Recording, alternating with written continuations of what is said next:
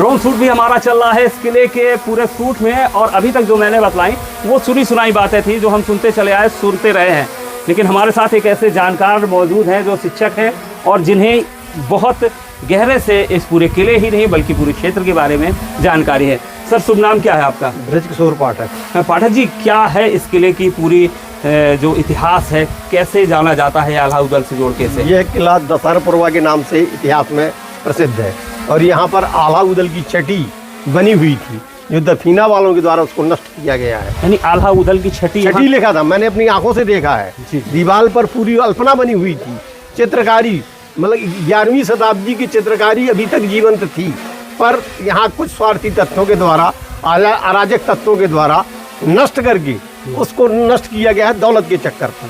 हम लोगों ने अपनी आंखों से देखी है और इस किला को बेहतरीन स्थिति में देखा है। आल्हा उदल की छठी यानी आल्हा उदल यहाँ पैदा हुए। ये पीछे का दृश्य यहाँ भी तालाब हुआ करता ये तालाब था, चारों तरफ से पूरा बंद था। मैंने इसको पूरा पानी भरा हुआ देखा है। जी जी। हमारे द्वारा इसके घेर के चारों तरफ तालाब थे, ये बीच में था।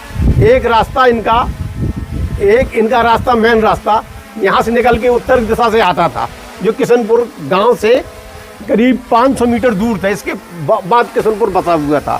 इस एरिया में, इसकी दक्षिण एरिया में रास्ते से लगी हुई केवल गौरहार रियासत का इस गढ़ी में कब्जा था। गौरहार महाराज इस गढ़ी में प्रतपाल सिंह के द्वारा यहाँ 4-6 महीने बिताए भी गए हैं।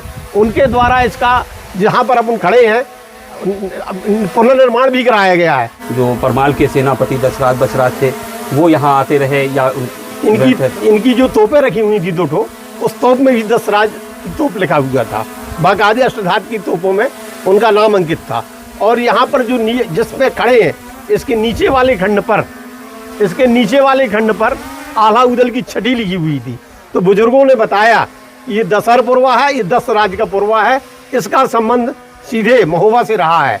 इसके कुआं है, कुएं के अंदर से अंडरग्राउंड रास्ता जाती है जो एक रणगढ़ के किले में निकलती है, दूसरी जुझार नगर से निकलती है जो जुझार नगर को महोबा से जोड़ती है।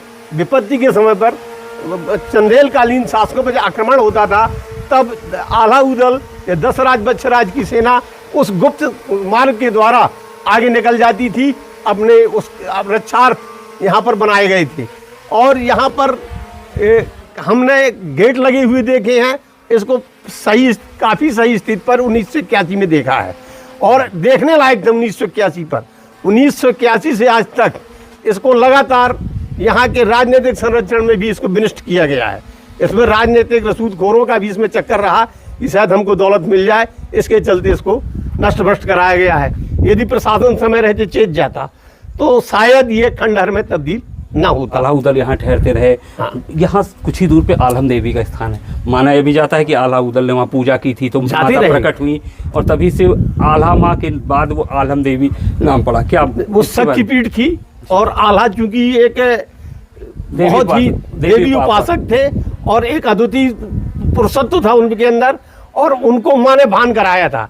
और यहाँ पर भैरवनाथ का मंदिर था। भैरवनाथ का मंदिर पर उनकी भी पूजा करते थे और भैरव और माँ का अद्वितीय संबंध होता है। इसलिए आल्हा भैरव उपासक भी थे, माँ उपासक थे। इसलिए यहाँ से अपने घोड़े के द्वारा प्रतिदिन वहाँ मंदिर जाके पूजा करते थे और लौट के अपने वहाँ से वापस। आल्हा माँ यानी आल्हा माँ पहले कहा जाता था। हाँ। और बाद में आलम देवी बस प्रचलन में अभ्रंश होकर के हिंदी आलम देवी के नाम से प्रख्यात हो गई। चूंकि शिक्षक भी रहे हैं, ये क्या माना जाए? चूंकि एक किला वहाँ सालट गांव में भी बताया जाता है जो महोबा के पास है, चरखारी रोड पर, उसको भी आल्हा उदल से जोड़ के देखा जाता है। यहाँ मैप में भी है, तमाम अवशेष भी है। तो हकीकत में क्या माना जाए, आल्हा उदल का किला यही है या कुछ लोग सालट के किले को बतलाते हैं? आल्हा उदल की जन्मस्थली यही है, जन्मस्थली। क्योंकि यहाँ पर छठी के बाकायदे उस समय की चित्रकारी इस बात का प्रतीक करती थी कि यहाँ पर इनका जन्म हुआ है। इसलिए इस बात को नकारा नहीं जा सकता है कि वो यहाँ पे नहीं थे। इनका सीधा संबंध रणगढ़ से भी था। रणगढ़ में भी एक तोप रखी हुई थी, उसको जो है अष्टधात की तोप थी, 2 तोपें थी। अच्छा, ये कुआं है नीचे, उसके बारे में क्या कहा जाता है? ये कुआं पे महारानी यहाँ पे नीचे इनके अंडरग्राउंड व्यवस्था नहाने धोने की थी। महारानियाँ भीतर से नहाती थी परकोटे से और पुरुष लोग ऊपर नहाते थे। लिद्धो खंड में ये कुआं आज भी बना हुआ है। उसी कुएं के अंदर भैरवनाथ का मंदिर था जहाँ आल्हा प्रतिदिन उनकी पूजा करता था, उनको नहलाता धुलाता था। अच्छा, उसके बाद की कहानी देल राज्य खत्म होता है, तब फिर किसके अधीन आया, राजाओं के अधीन आया है किला? इसके बाद ये अजयगढ़ स्टेट के अधीन आया। अजयगढ़ स्टेट के कब्जे में रहा, चूँकि अजयगढ़ यहाँ से काफ़ी दूर दराज थी और वो यहाँ का परवरस नहीं कर सकती थी, देख रेख नहीं कर सकती थी, इसलिए उपेक्षित रहा। इसके बाद यहाँ पर उन्हीं के ही किलेदार राजधर परशुराम जी को अतिरिक्त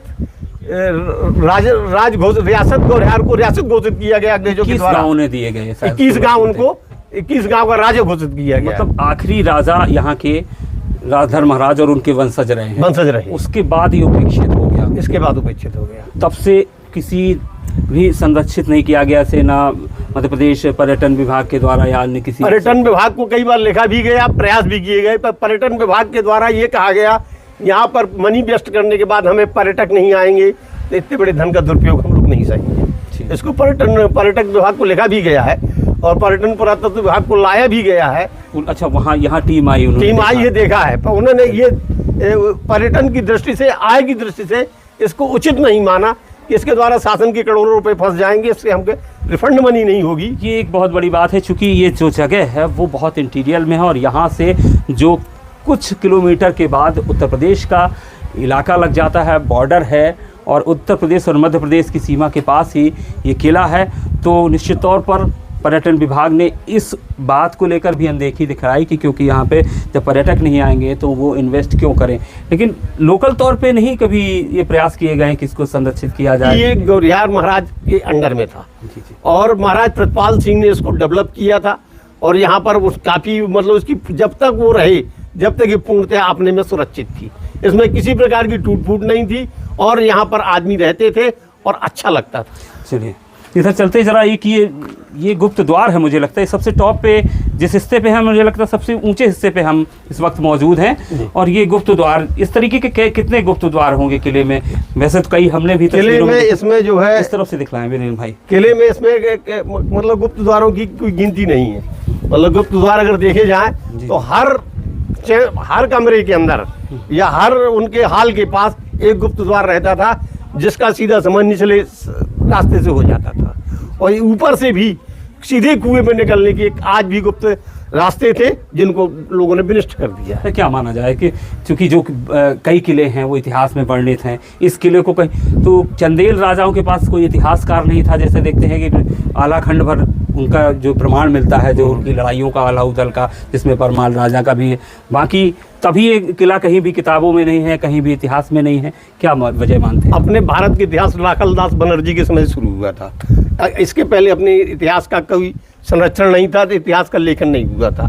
राखलदास बनर्जी, दयाराम साहनी के समय लिखा गया, तो इतना काम अधिक था, बड़ी बड़ी चीज़ों को उन्होंने उठा लिया।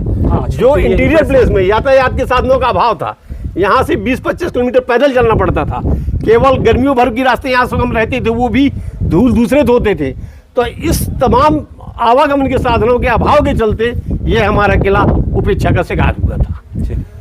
तो आल्हा ऊदल का ये किला है, जिसको आज हम खंडहर के तौर पे देख रहे हैं। और ये पाठक जी थे जिन्होंने विस्तृत रूप से बतलाया कि किस तरीके से पहले राजा परमाल के जो सेनापति थे दशराज और उनके बेटे आल्हा ऊदल, वो यहाँ रहे, जिसके तमाम अवशेष भी यहाँ बतलाए जाते हैं। आल्हा की छठी यहाँ मनाई गई। जो तोप थे उसमें भी दशराज का नाम अंकित था।